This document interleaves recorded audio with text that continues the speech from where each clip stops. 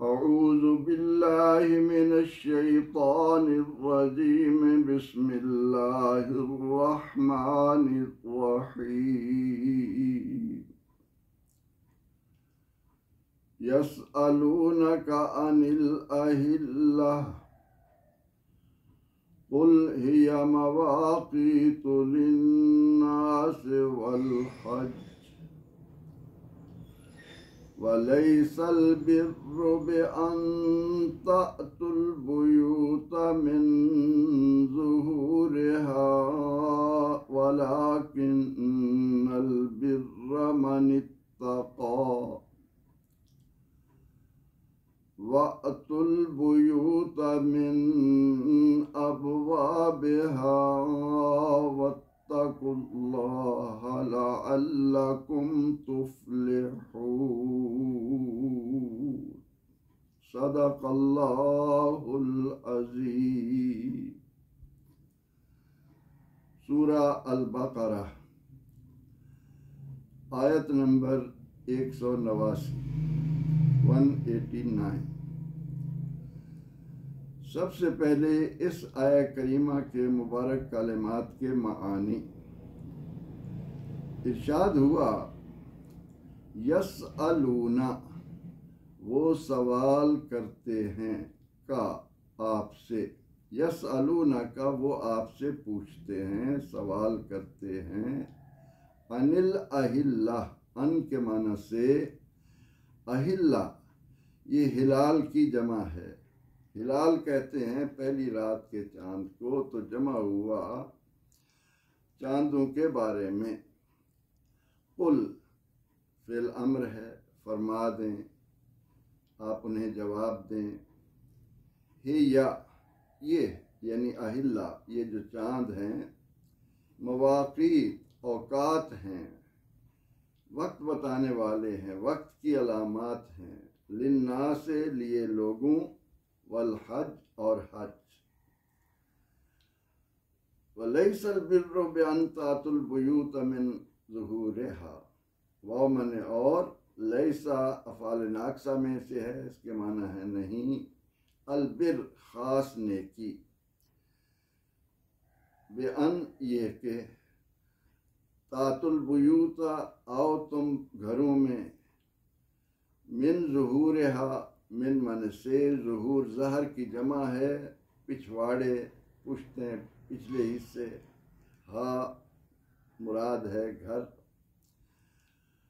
وَلَٰكِنَّ الْبِرَّ مَنِ اتَّقَىٰ، لیکن اصل نیکی من جو اتقا، جس نے تقوی اختیار کیا۔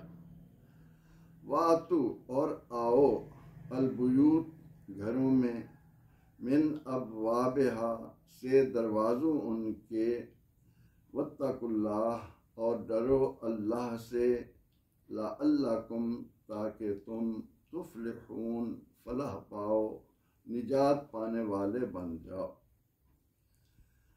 آیہ کریمہ کا بامحاورہ ترجمہ یوں ہے،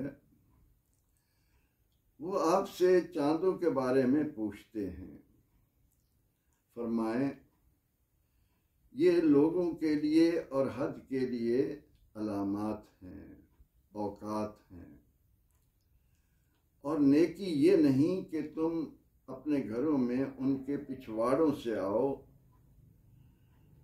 نیکی تو یہ ہے کہ جو تقوی اختیار کرے، جو اللہ کی عظمت کو پا لے، اور اپنے گھروں میں ان کے دروازوں سے آؤ، اللہ کا تقوی اختیار کرو تاکہ تمہیں فلاح نصیب ہو۔ پروردگار عالمین جس نے ہمیں حکم دیا کہ ناجائز طریقے سے کسی کا مال تمہارے پاس نہیں آنا چاہیے، اب وہ انسانی زندگی میں جو مال کمانے کے لیے اوقات کا تعین ہے، کسی نے زراعت کرنی ہے، کسی نے تجارت کے معاملات کو طے کرنا ہے، اور یہ جو مہینہ شروع ہونے پر چاند باریک سا ہوتا ہے، پھر بڑھتا چلا جاتا ہے، پھر مکمل ہوتا ہے، پھر گھٹتا چلا جاتا ہے، پھر کچھ دنوں کے لیے ناپید بھی ہو جاتا ہے۔ ان تبدیلیوں کو دیکھ کر اور حج کے دنوں میں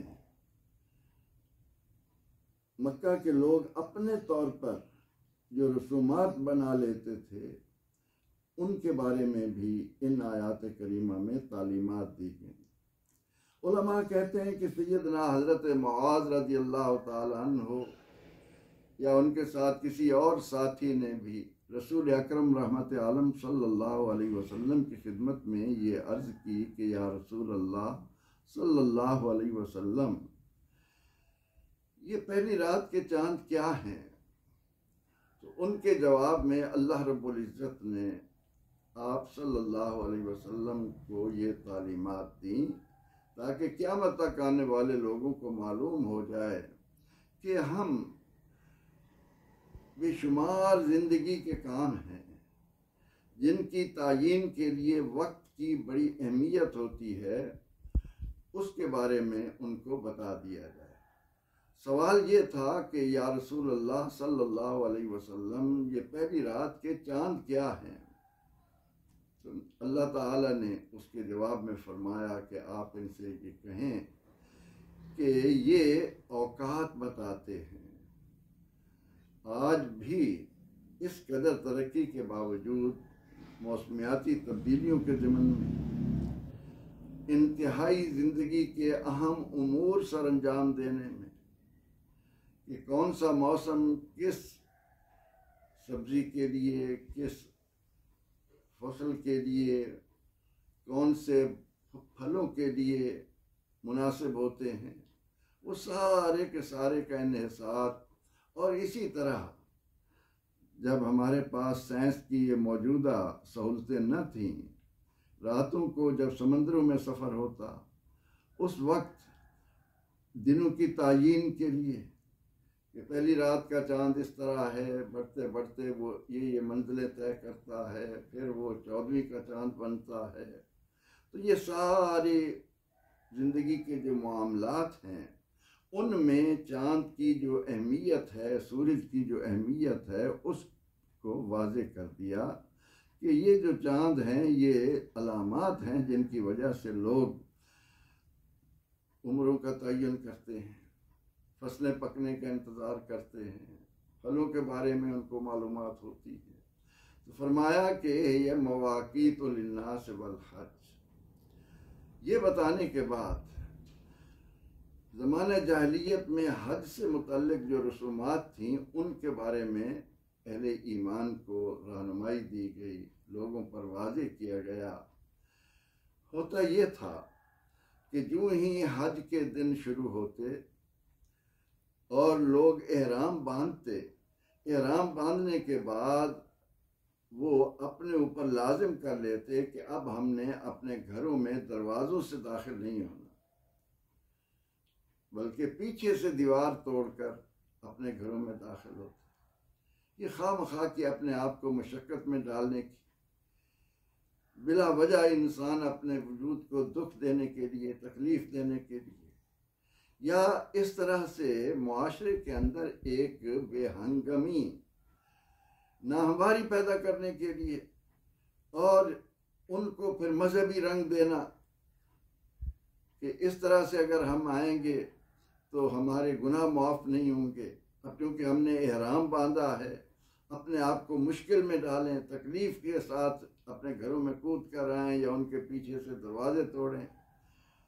چار پائیوں پر نہیں لیٹتے تھے۔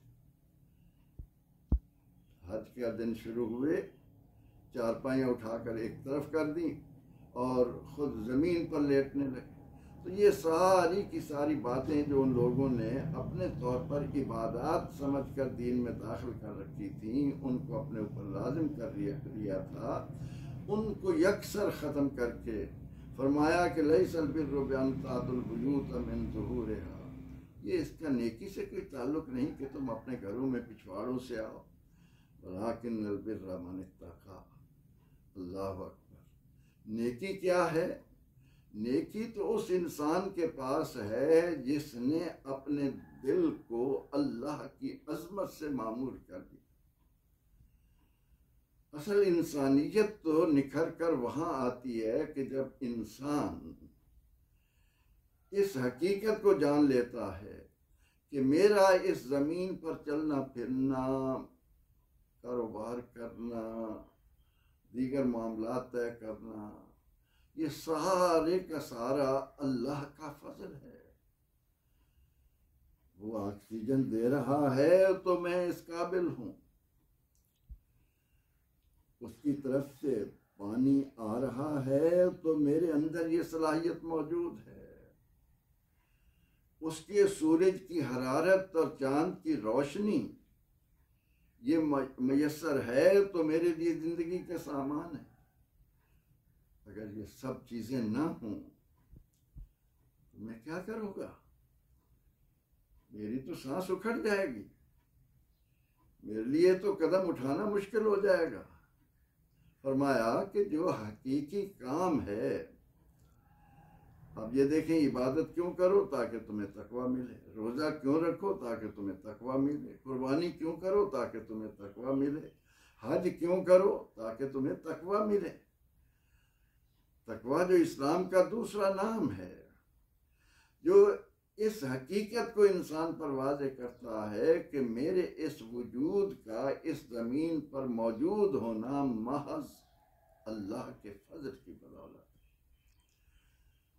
جب اس کے فضل کے بغیر میرے لیے ایک سانس لینا بھی ممکن نہیں، تو مجھ پر لازم ہے کہ میں اسی زندگی عطا کرنے والے سے اپنے تعلق کو جوڑوں، میرا ایک ایک سانس اس کے نام لینے کے لیے وقف ہو۔ اذکروا اللہ کثیرا لعلکم تفلحون۔ میرا زندگی کا یہ جو دورانیہ ہے، یہ جو نظام چل رہا ہے، یہ سب کچھ اس کے فضل کی بدولت جب ہے تو میری اس سے غفلت کیسی؟ میں نے کب اپنے آپ کو سمجھ لیا کہ میں کچھ ہوں؟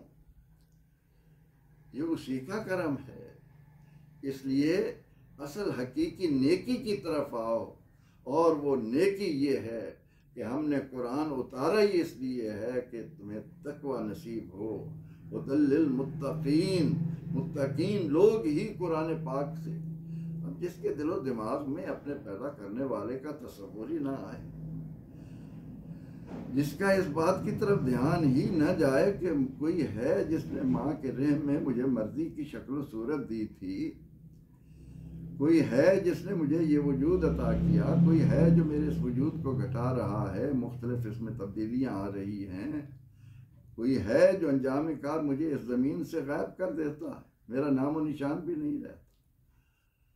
یہ جو تم نے اپنے طور پر زندگی بسر کرتے ہوئے طرح طرح کی اپنے لیے پابندیاں عائد کر رکھی ہیں، ان کو پس پشت ڈالو۔ صرف یہ دیکھو کہ اللہ رب العزت نے جو نظام حیات ہمیں عطا کیا ہے، اس کے رسول رحمت صلی اللہ علیہ وسلم ہمارے لیے جو نظام حیات لائے ہیں، ہم اس کو سامنے رکھیں۔ اس لیے فرمایا وَآتُوا الْبُيُوتَ مِنْ أَبْوَابِهَا، یہ رسومات بد ترک کرو، ان کا دین سے کوئی تعلق نہیں کہ تم نے احرام باندھا تو اب تمہارے لیے اور پابندیاں لاگو ہو گئیں کہ تم نے جناب گھروں میں ان کے دروازوں سے داخل ہی نہیں ہونا۔ فرمایا وَلَٰكِنَّ الْبِرَّ مَنِ اتَّقَىٰ، اصل نیکی تو یہ ہے کہ تم یہ دیکھو کہ پیدا کرنے والے سے تمہارا تعلق کتنا مضبوط ہوا ہے، اور وَاتَّقُوا اللَّهَ، اللہ کے سامنے حاضر ہونے کی تیاری، زندگی کے ایک ایک قدم پر اس انعامات کی بارش برسانے والے کے ساتھ اپنے تعلق پر نظر رکھنا، یہ ہے اس دنیا میں حقیقی کامیابی کو پا لینا، فلاح کی راہ پر آنا، لعلکم تفلحون۔ مقصد یہ ہے کہ مجھے کامیابی نصیب ہو۔ فلاح کہتے ہیں مقصد پا لینا، نجات پا لینا۔ نجات پا لینا یعنی زندگی کی مشکلات سے بھی اور آخرت کے عذاب سے بھی بچ جانا، قیامت کے دن رسوائی سے بچ جانا۔ ان تمام تر باتوں کا تعلق تقوی کے ساتھ ہے، اس بات کی طرف آؤ۔